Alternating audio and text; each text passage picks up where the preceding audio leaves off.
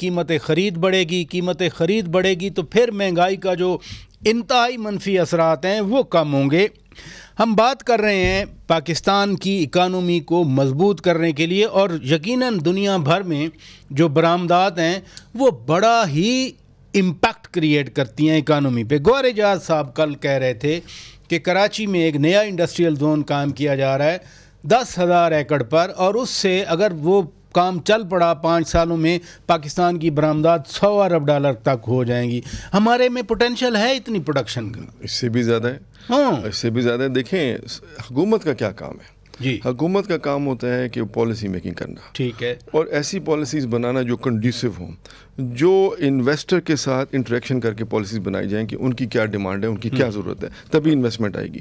اس میں آپ نے لوکل اینڈ فارن انویسٹر دونوں کو لینا ہوتا ہے، ملٹی نیشنلز کو لینا ہوتا ہے، آئی ایف سیز کے ساتھ بات کرنی ہوتی ہیں، سب کو انٹریکٹ کر کے آپ نے ایک پالیسی بنانی ہوتی ہے. اور پھر آپ نے جو پالیسی بنانی ہے اس میں جو ڈیسیجن میکنگ وہ ریونیو پازیٹیو رکھنی پڑتی ہے. جس میں آپ کو ایگزامپل دیتا ہوں ایک کہ پاکستان تقریباً 5-6 لاکھ بیرل یومیہ کا پروسیسڈ فیول منگاتا ہے.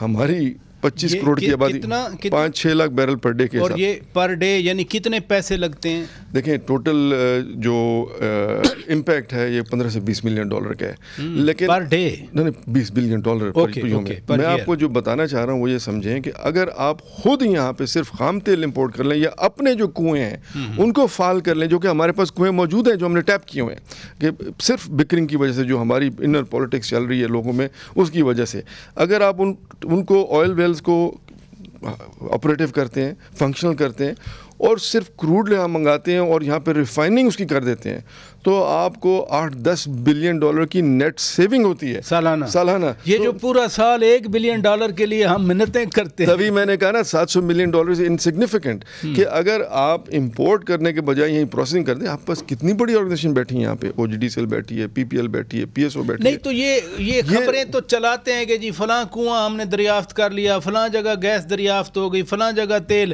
پھر بھی $20 ارب پاکستان خرچ کرتا ہے. دیکھیں تیل کی جو پروڈکشن ہے نا، میں 2 سال پہلے لاکھ بیرل کے قریب تھی یومیہ پاکستان. اب جو لیٹسٹ فگر آ رہی ہے 73,000 کی، حالانکہ کم ہو گیا. جی یہ تقریباً 3-4 لاکھ پہ جا سکتی ہے.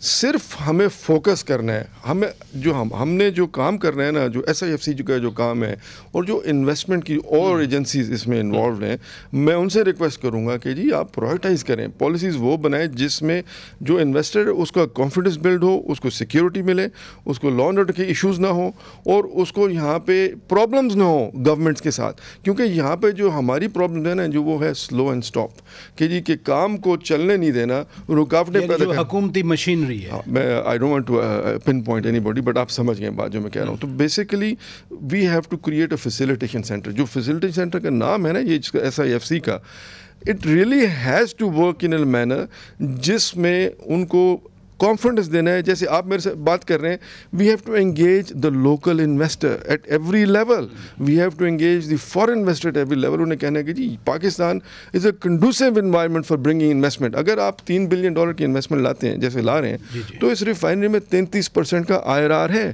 $1 بلین سالانہ اس میں سے انکم ہوگی. لیکن پھر یہ اگر واقعی پاکستان کی پکچر اتنی ہی خوبصورت ہے جیسے آپ فرما رہے ہیں، تو سی پیک کو 10-12 سال ہو گئے، 10 سال تو کم از کم ہو گئے نا.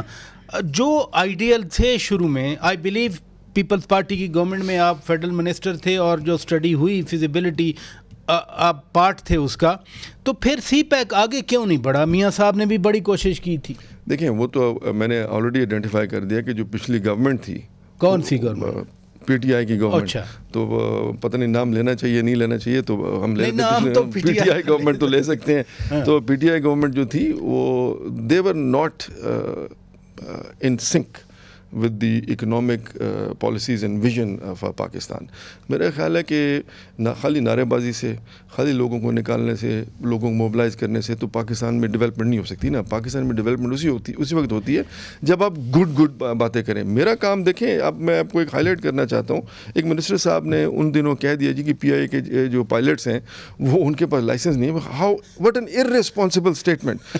یار you are a property of the state. آج کل ان کو پھر یاد کیا جا رہا ہے. یاد کرے نہ کریں بٹ کسی پارٹی نے ٹکٹ دیا ہے. مجھے نہیں پتا کس پارٹی نے ٹکٹ دیا, but it's an irresponsible statement. آپ when you are a minister, you are a property of the state and you have to speak with wisdom. میں سی پیک کے حوالے سے جاننا چاہ رہا ہوں. آپ نے کہا کہ پی ٹی آئی کی گورنمنٹ نے سنک نہیں تھی وہ پاکستان کی پالیسی سے.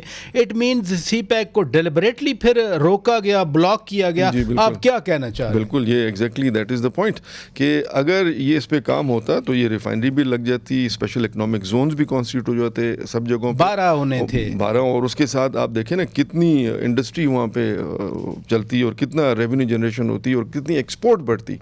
تو اسی لیے جو آپ بات کر رہے تھے گور اعجاز صاحب کی کہ اگر 1000 ایکڑ پہ وہ بنانا چاہ رہے ہیں یا 10,000 ایکڑ پہ, it's a good thing, I will support it. لیکن اس سے پہلے آپ آئیڈینٹیفائی کریں کہ جی آپ کون سے پروجیکٹس کو وہاں پہ پوائنٹ آؤٹ کریں گے, کون سے پروجیکٹس یہاں پہ لگائیں گے, کس سیکٹر میں آپ انڈسٹری لگانا چاہتے ہیں, اور اس انڈسٹری کے لیے اسپیشل پیکیج اور انسینٹیوز اناؤنس کریں.